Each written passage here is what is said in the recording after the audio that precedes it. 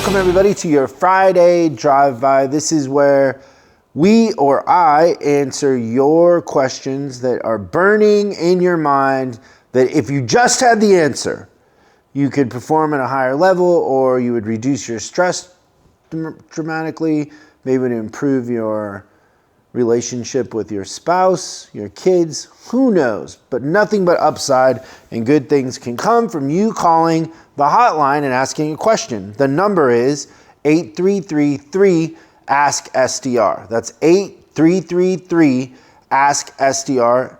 If we play your call on the big show, we also will send you a swag bag of merch, SDR merch. Nothing like walking around town and people running up to you going, oh my God, where did you get that Service Drive Revolution hat?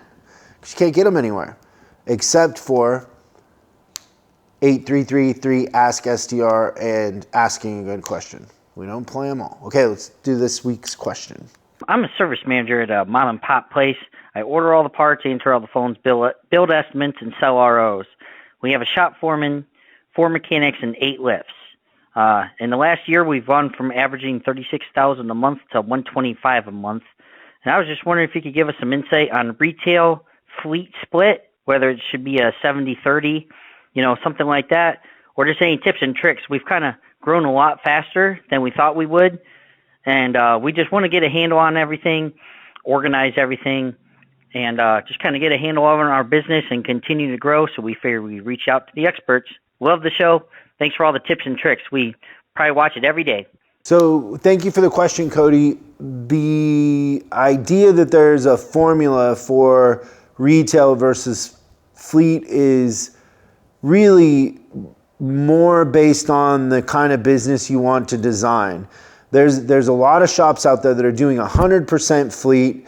That's how their business is designed, and they scale and are very, very profitable. There's also dealers out there that will sell mostly fleet, and they're doing, they'll sell police cars, and then they'll actually put they'll retrofit the cars with the sirens and everything that specific government department wants. So really, it's what do you want to design? What do you want the outcome to be? The thing historically is that the retail has a higher margin, because usually fleet, you negotiate a preset price.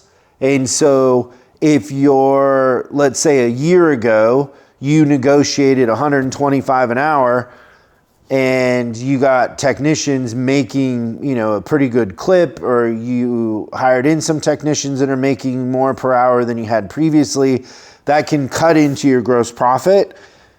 But I would say sometimes in those scenarios, you're just going to raise it the next time, and you're gonna have a little lower gross profit on those techs for a while. But when you renegotiate it, you can negotiate a higher price. Retail is a little bit different in the sense that you could change your retail prices tomorrow, and the customers don't really know because they don't have a pre-negotiated price with you. So they're just two different business models. I love both business models. The thing about fleet sometimes is almost more captive, and they need whatever it is pretty quick, right? Because it's usually companies or government agencies, and downtime is affecting them in a negative way. So I don't have an exact formula for it, but you can always grow both. And so if you're 70-30 right now, try to see if you can get your retail to 50 and be 50-50 by expanding your technician count and your availability. Maybe this year, make it a goal to get good at marketing retail, to get more retail in. Would be a good exercise for you and for your team to do. But there's not really a formula. There's just well executed business on both fronts, and it's kind of up to you to guide where you want it to go. I'm new to the auto industry as a service writer, and I used to be a service writer at a boat dealership. So I'm 3 months into this. My service manager that I was hired into was let go about a week ago, and they have hired a new service manager who has no experience, and he is 24 years old. He's really rude to the customers by talking to them, telling me to get a deposit of $500 for certain people. I don't know really what to do about it. Because you're anonymous, I'm going to call you Jane Doe, if that's okay. So, Jane, there's maybe two parts to this question or two answers. One is, a 24-year-old kid coming in as a manager. There's going to be a level of maturity that probably isn't there. I was 24 fixing service departments, and I certainly, in hindsight, could have done things a lot different, but you just learn with time. So you're going to have to either just accept the idea that you're going to try to contribute to the manager's success, or you're out, and then you're out. And I guess going over his head is a step. I would just say be honest about it and tell him the truth of how you feel, and that might help him learn and get better. On the deposit side, I'm very familiar with wanting to get deposits for a couple of reasons. So sometimes in some areas, customers will not want to pay for things. And so getting a deposit up front is pretty common, even if it's just for diagnosis. We teach a technique, and if you go back and listen to some previous episodes about repair authorization, we explain it, but oftentimes getting an authorization up front from a customer gives us money to work with, which then saves the technician time also. So we're not calling the customer trying different things, especially for problems that need to be diagnosed and might require putting an O2 sensor on and retesting, or putting a hose on and repressurizing the system. So I can tell you a story. When I was a service advisor, I had this customer. She was the greatest. She was probably in her 70s, and she drove an older Cadillac.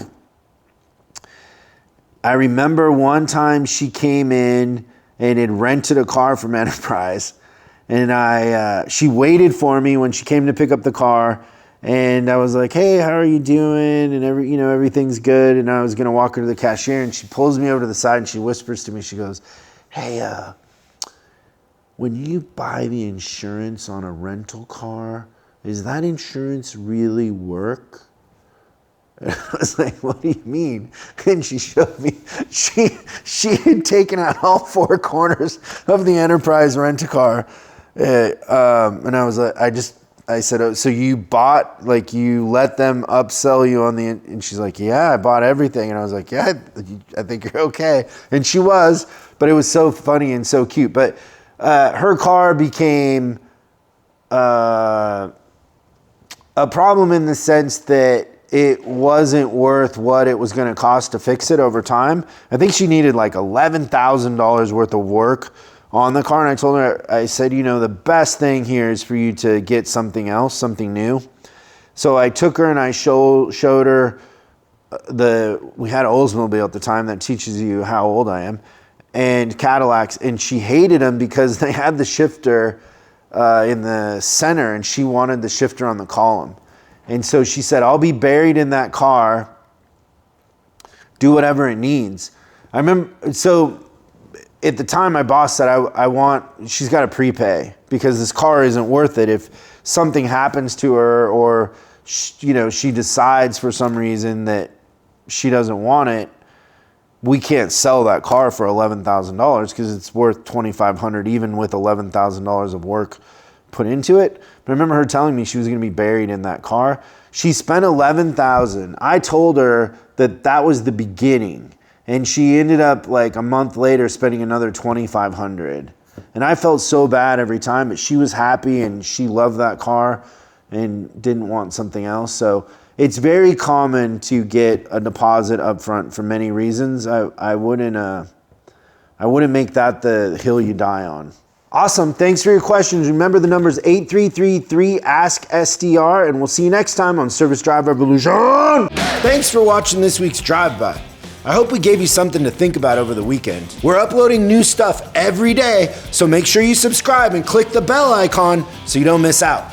If you have a question you'd like us to answer on the show, call 8333-ASK-SDR and we'll answer your question on the show. That's 8333-ASK-SDR.